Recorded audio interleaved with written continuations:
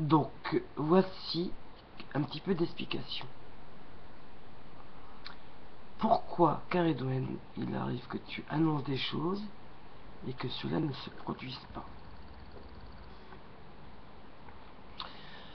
Lorsque nous recevons des messages du haut astral, ça peut être parfois des bases astrales, donc nous donne un élément. Nous sommes récepteurs, donc nous retraduisons l'élément sous diverses formes vis-à-vis du public. Ça peut être par un texte, un audio, une vidéo, ou un article sur un blog, un site.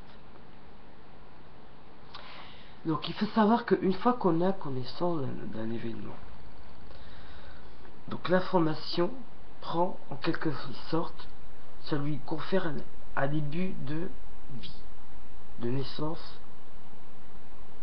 en quelque sorte de création, mais qui n'est que virtuel.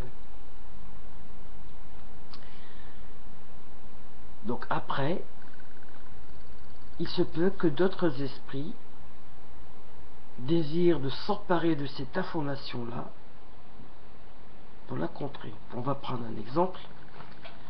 Un médium dit: il y aura une probabilité d'attentat dans tel pays à tel moment. Eh bien, le médium ou la médium va révéler l'événement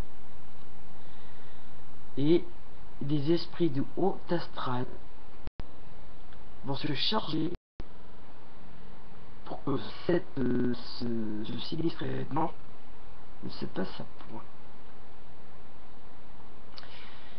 Et après, tout est question de destinée personnelle, le destin de Dieu, de force en présence, et l'éternelle question: pourquoi lui et elle, pourquoi pas d'autres?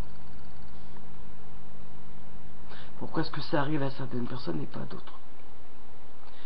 Qui n'a pas entendu, par exemple, une situation, une personne qui aura échappé à un attentat gravissime, dont on apprendra quelques jours après que celle-ci est morte, en se faisant banalement écraser par une voiture? C'est des questions de destin, d'affaires aidées, de destinée. Ça me rappelle quelque chose que j'ai lu quand j'étais petite. Une fois en Angleterre, un homme va consulter un voyant qui lui dit: vous mourrez dans d'atroces souffrances dans un accident de voiture. Celui-ci, effrayé, se décida à ne plus jamais sortir de chez lui. Il se dit: si je ne sors pas de chez moi, je ne mourrai pas. Sa vie se déroule, se déroule, se déroule. Et quelque temps plus tard,